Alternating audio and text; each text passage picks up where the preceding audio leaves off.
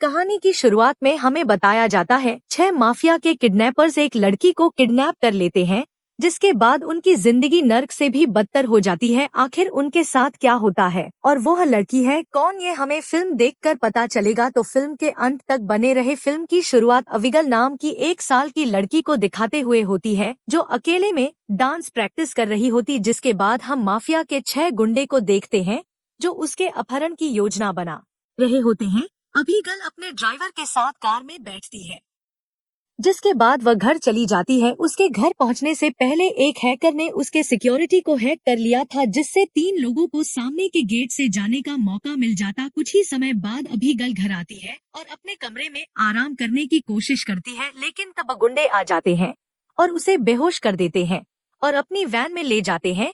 जल्दी ही वो लोग एक पुरानी हवेली में पहुंचते हैं, जहां उनका मास्टरमाइंड लैम्बर्ट उनका स्वागत करता है। अभिगल को बेहोशी की हालत में एक कमरे में ले जाया जाता है, जहां उसे हथकड़ी लगाकर बिस्तर से बांध दिया जाता है। फिर हम माफिया की उस टीम से मिलते हैं, जिसमें 6 लोग होते हैं। उनके लीडर का नाम फ्रैंक होता है और दूसरे का नाम जॉय होता है, जो एक डॉक्टर है, और तीसरे का नाम डीन है, वह एक ड्राइवर है जो सभी लोगों को मुसीबत में अपनी गाड़ी से बाहर निकाल, और चौथे का नाम पीटर होता है, जो एक बॉडी बिल्डर है जो सभी की लड़ाई में मदद करता है, और 5वें का नाम सैमी है, जो सभी कंप्यूटर्स को हैक कर सकता है, और छठे का नाम जॉय है, जो एक स्नाइपर है।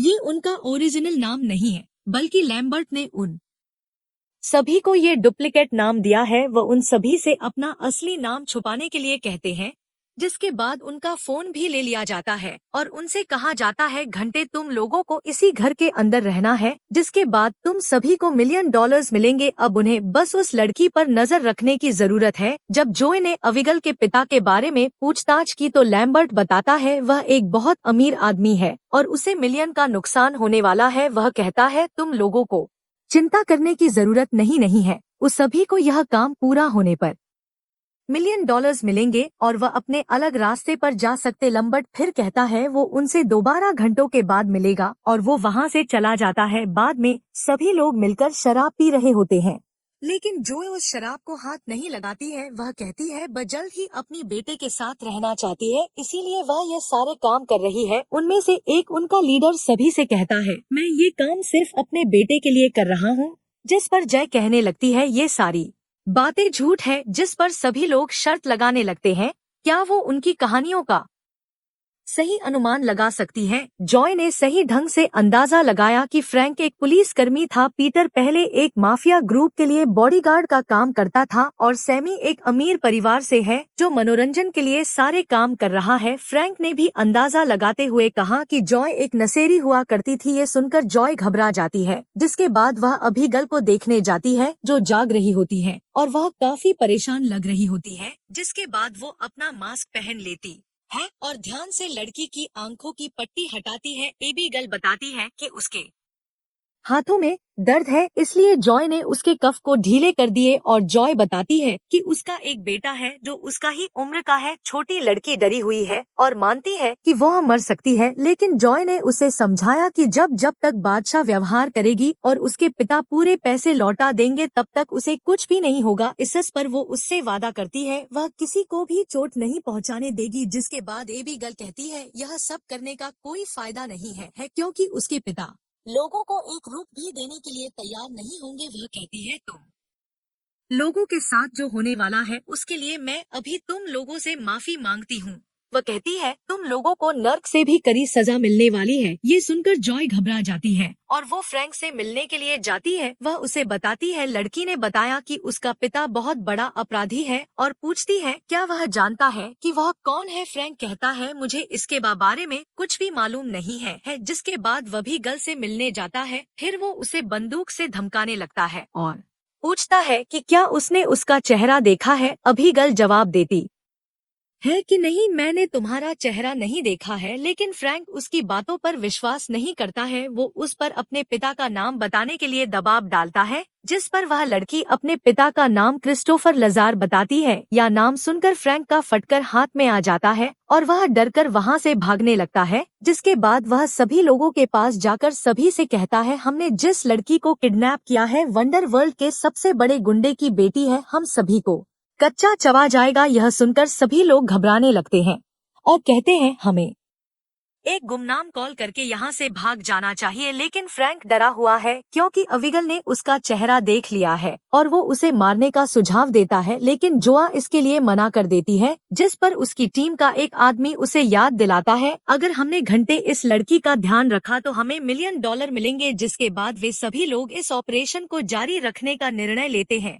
कुछ समय बाद टीम घर की जांच करना शुरू कर देता है और खुद को एक अंधेरे कमरे में पाता है। दीवार पर कई पुरानी तस्वीरें हैं और उनमें से एक लड़की अविगल जैसी दिखती है। वह खोजबीन करना जारी रखता है और तहखाने की ओर जाता है, जहां एक दरवाजा अचानक अपने आप खुल जाता है। वह डर जाता है और भागने की कोशिश करने लगता है, लेकिन एक अनजान शक्ति उसे अंदर खींच लेती है। तभी सैमी उसके चीज के सुनता है। वह जांच करने के लिए दौड़ पड़ता है और जल्दी ही डीन को मरा हुआ पाता है और उसका सिर शरीर से अलग हो गया है। वह चिल्लाने लगती है, जिसके बाद वह दूसरे लोगों को बुलाती है जो उसे देखकर डर जाते हैं। घटना के बाद जॉय ने सभी को बताया कि लाजार का सबसे बेस्ट हिटमैन वोल्टेज हुआ करता था और उसके लिए सभी बुरे काम करता था। न्यूयॉर्क में लजा के 3 लोगों को पकड़ लिया गया था। मुकदमे से पहले उन्हें होटल में सुरक्षित रखा गया था, यहाँ तक कि हर कोने पर सुरक्षा गार्ड तैनात थे। लेकिन अगली सुबह जब वो उसे लेने आते हैं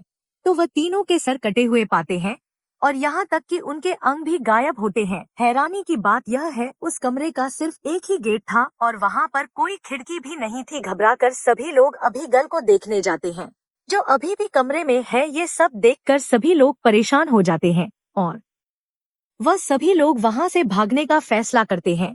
लेकिन जब वह बाहर जाने की कोशिश करते हैं तो सभी गेट्स खुद ब खुद बंद हो जाते और उनके पास बाहर जाने का कोई भी रास्ता नहीं बचता है।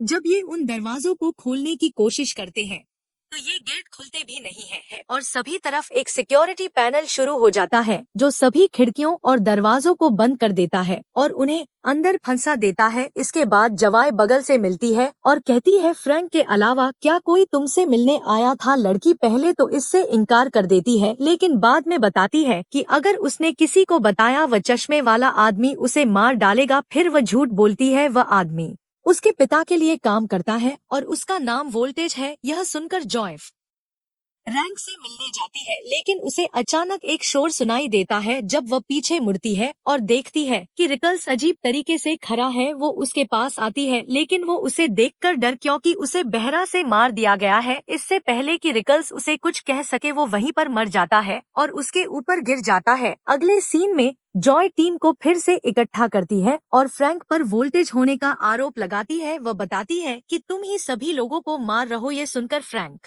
सभी से कहता है यह झूठ है, वह लड़की हम सभी को लड़ने की कोशिश कर रही है। जिसके बाद वो पीटर को कहता है कि जाकर उस लड़की को मार डालो। जब वो उसे मारने के लिए आगे बढ़ता है, जय उसे रोक देती है और वह सभी उसके कमरे में पहुंच जाते हैं और सभी लोग आपस में बहस करने लगते हैं कि हम इस लड़की को मारना चाहिए या नहीं। इसी दौरान सेम देखती है एबीगल आसानी से अपने हथकड़ी को खोले जा रही है और दूसरों को बताने की कोशिश करती है, लेकिन एबीगल अचानक एक वैम्पायर में बदल जाती है और पीटर पर हमला कर देती है तो फ्रैंक उसके माथे पर गोली मार देता है। एक पल के लिए ऐसा लगता है जैसे वह मर गई हो, लेकिन कुछ सेकंड बाद बवीगल फिर से उठती है और उन सभी पर हमला करना शुरू कर देती है और सभी टीम के लोग वहां से भाग जाते हैं और उसे एक कमरे के अंदर बंद कर देते हैं। तब उन्हें एहसास डेज की बाह कहानियां सच थी, क्योंकि एबीगल ही बोल्ड है और वह एक वैम्पायर है। वह ये पता लगाने की कोशिश करते हैं कि उसके साथ कैसे बातचीत की जाए और उसे खत्म किया जाए, जिस पर वह सभी लोग कहने लगते हैं हमें क्रॉस या चांदी की गोलियों का इस्तेमाल करना चाहिए जिससे वैम्पायर खत्म हो सकते हैं। जिसके बाद जॉय को छोड़कर हर कोई बगल का सामना करने जाता है, लेकिन अभी क्लास के साथ मजे से नाच रही होती है। फिर सैमी उस पर लहसुन से हमला करता है, लेकिन अभिगल आसानी से उसे अपने बस में कर लेती। फिर वो पीटर को जमीन पर गिरा देती है और उसकी छाती पर उसी के क्रॉस से वार करती है, जिससे उसका खून बहने लगता है। इस बीच फ्रैंक उस पर लकड़ी के डंडे से वार करने का कोशिश करता है, लेकिन वो उसे निहत्था कर देती है और इसके बजाय उसके पैर पर चाकू मार देती है। हरा हुआ महसूस करते हुए तीनों नीचे चले जाते हैं, जहां जॉय उनके घाव का देखभाल करती है वह याद दिलाती है कि जब हमने ट्रैंकुलाइजर इंजेक्शन का इस्तेमाल किया था जिससे वह बेहोश हो गई थी, इसलिए हमें फिर से उसी इंजेक्शन का दोबारा इस्तेमाल करना चाहिए। और वो लोग ए बीगल को खोजना शुरू कर देते हैं। इसके बाद बचारों अलग हो जाते हैं और ए बीगल की तलाश करना शुरू कर देते हैं। और जब पीटर ए बीगल को देखता है तो उसे देखकर डर कर भाग जाता है और उसे कमरे में बंद कर देता है, लेकिन एबिगेल आसानी से वह दरवाजा तोड़ देती है और बेली डांस करते हुए उसका पीछा करती है। एबिगेल फ्रैंक के पास आती है और उसे गला दबाकर मारने की कोशिश करती है। जब सैमी उसे रोकने की कोशिश करता है वो उसकी एक बाह पर काट लेती है और तभी पीटर उस पर कूद पड़ता है और उसे जमीन पर गिरा देता है, जबकि जॉय उसे इंजेक्शन लगाने की कोशिश करती है जिससे बीगल जल्दी ही बेहोश हो जाती है। जब वो उठती है तो खुद को लोहे के पिंजरे में कैद पाती है। ए बगल सभी लोगों को बताती है जिसने उन सभी को यह काम दिया था वह उसके पिता के लिए काम करता है। वह बताती है उसने मनोरंजन के लिए ही खुद का किडनैप कराया था और वो उन सभी को मारने के लिए यहाँ पर लाई थी। इसके बाद एगल टीम के सभी लोगों को उनके असली नाम बताती है। वो बताती है कि सैमी का असली नाम जेसिका है और वह हैकर है जिसने एक बार लाजार की कंपनी में से एक चोरी की थी, और पीटर का असली नाम टेरेंस है और वह एक टीम का हिस्सा था जिसने लाजार की कंपनी में से चोरी की थी, और फ्रैंक का नाम एडम बर्नेट है। वो एक जासूस हुआ करता था जो पहले उसके पिता के लिए काम करता था और अंत में उसने मेरे पिता को भी धोखा दे दिया। जिसके बाद वह जॉय के बारे में बताती है जिसका असली नाम एना लुसिया है। वो एक फील्ड मेडिसिन थी जिसने मॉर्फिन की लत लगने के बाद अपना करियर बर्बाद कर लिया। एबिगेल बताती है कि जॉय ने एक डॉक्टर के रूप में काम करना शुरू किया जिसके बाद उसने लाजार के कंपनी में से कुछ ड्रग्स की चोरी कर ली। फिर वो बताती है अपने पिता की ओर से बदला लेने के लिए सभी को एक साथ लाई है। वह कहती है कि जो कोई भी मुझे इस पिंजरे से निकाल देगा मैं उसे छोड़ दूंगी। ये सुनकर पीटर उसे छुड़ाने का कोशिश करता है, लेकिन जॉय उसे गोली मार देती है जिसके बाद वो उसका इलाज करना जारी रखती है और फ्रैंक को एबिगेल पर नजर रखने के लिए कहती है। अकेले होने पर एबिगेल फ्रैंक से कहती है कि अगर उसने उस गेट को खोल दिया तो वह उसे जाने देगी और उसे बेरमी से नहीं मारेगी, लेकिन वह टच से मस नहीं होता है। जिसके बाद वह खुद उस गेट को तोड़ देती है और उस पर हमला करना शुरू कर देती है। इसके बाद हमें पता चलता है कि यह सब सिर्फ वह नाटक कर रही थी ताकि वह सभी लोगों के साथ खिलवाड़ कर सके। एगल फ्रेम को मारने के लिए आगे बढ़ती है, लेकिन इससे पहले जॉय वहाँ पर आ जाती है और खिड़की के एक ढल को तोड़ देती है। इससे सूरज की रोशनी कमरे में आ जाती है और एगल का हाथ उससे बुरी तरह से जल जाता है। इस अवसर का लाभ उठाते हुए फ्रैंक और जॉय वहां से भाग जाते हैं और लाइब्रेरी में जाते हैं।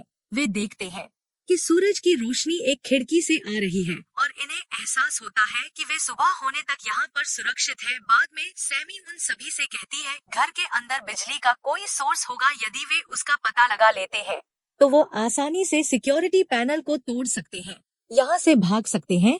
जिम को उसका ये आइडिया पसंद आता है और वे उस सोर्स का पता लगाना जारी रखते हैं। कुछ समय बाद बीगल फिर से अपने गाने को बजाती है और सैमी को अपने कंट्रोल में ले लेती है क्योंकि एगल ने उसके हाथों पे काटा था, जिससे वह धीरे धीरे एक वैम्पायर बनती जा रही थी। जिससे सैमी तुरंत एक वैम्पायर बन जाती है और पीटर पर हमला करना शुरू कर देती है और उसे बेरहमी से मारने के बाद एबिगेल के बैले डांस करना शुरू कर देती है। कुछ ही समय बाद जॉय और फ्रैंक वहाँ पर पहुँचते हैं और देखते हैं कि सैमी अजीब व्यवहार कर रही है। वो उन्हें बताती है कि पीटर मर चुका है और अजीब तरह से हंसने लगती है। देखकर बाकी दोनों वहां से भागने लगते हैं जबकि सैमी उनका पीछा करता है। वे जल्द ही लाइब्रेरी में पहुंच जाते हैं और सूरज की रोशनी को ढूंढने लगते हैं। सैमी उनके पीछे आने की कोशिश करता है, लेकिन जॉय मिरर की रोशनी से उसे मार डालती है और वह कई टुकड़ों में वहीं पर फट जाती है। जिसके बाद वो सभी एक दूसरे लोकेशन पर जाते हैं और जॉय और फ्रैंक जब अंदर जाते हैं वह जल्द ही एक कंट्रोल रूम में पहुंच जाते हैं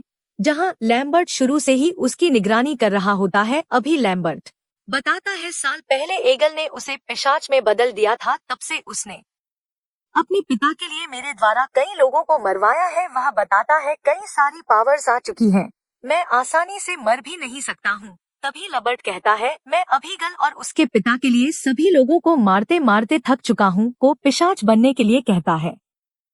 ताकि वह दोनों मिलकर लाजार और बीगल दोनों को मार सके। ये सुनकर फ्रैंक हाँ कर देता है, जिसके बाद बजाकर उसके गर्दन को काट लेता है और वह फ्रैंक वहाँ पर नीचे फेंक देता है। इसके बाद फ्रैंक एक वैम्पायर बन जाता है। लैम्बर्ट उसे अपने पहले शिकार के रूप में जॉय को मारने के लिए कहता है, हालांकि वह लैम्बर्ट की बातों को नहीं मानता है और तुरंत उसके छाती में छेद कर देता है और उसे वहीं पर मार डालता है। जिसके बाद फ्रैंक का ध्यान जॉय पर चला जाता है, लेकिन तभी एगल वहाँ पर आ और उससे लड़ाई करने लगती है। अपनी नई ताकत के साथ एगल को आसानी से हरा रहा होता है और उसका खून पीने लगता है। इससे वह बहुत ज्यादा कमजोर हो जाती है और जमीन पर गिर जाती है और तभी जय वहां से भागने लगती है, लेकिन उसे बाहर निकलने का रास्ता बंद मिलता है, जिससे वह निराश हो जाती है। कुछ ही समय बाद फ्रैंक वहां पर आ जाता है और उसे आलू की बोरी की तरह इधर उधर उछालना शुरू कर देता है। वह उसे पिशाच में बदलना चाहता है, जिससे वह उसे कंट्रोल कर सके और तभी ए बीगल जॉय के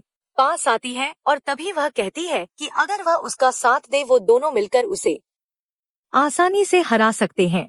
इसलिए वो दोनों मिलकर उससे लड़ना जारी रखते हैं, लेकिन वो दोनों मिलकर भी उसे हरा नहीं पाते हैं और वो उल्टा जॉय को पकड़ लेता है और उसे काट लेता है और वह सोचता है कि जॉय भी अब वही करेगी जो वह उसे करने के लिए कहेगा और वह उसे अभिगल को मारने का आदेश देता है। जॉय छोटी लड़की की ओर आगे बढ़ने का नाटक करती है, लेकिन जल्दी ही वह पलट जाती है और उस पर हमला कर देती है। एगल भी उसका साथ देने लगती है और एक गहरी लड़ाई के साथ उस रड से छेद कर देते हैं, जिससे उसका शरीर वहीं पर फट जाता है। इसके बाद एगल जॉय से थैंक यू कह रही होती है और उसे कह रही होती है उसने फ्रेम को मार डाला है तो जॉय अब कोई भी वैम्पायर नहीं बनेगी, जिससे जॉय को राहत मिलती है। वह जाने के लिए तैयार हो जाती है, लेकिन तभी उसका सामना एगल के पिता क्रिस्टोफ लाजार से होता है। वह अपनी बेटी का पहन करने के लिए उसे मारने की कोशिश करता है, लेकिन अभिगल उसे रोक देती है। वह बताती है जॉय ने उसकी जान बचाई है और उसे विनती करने लगती है वो उसे नुकसान न पहुँचाए। ये सुनकर लजारे जाने के लिए कहता है और हम देखते हैं कि जॉय खून से लटपट हवेली से भाग रही है और यही दिखाते हुए फिल्म यहीं पर खत्म हो जाती है।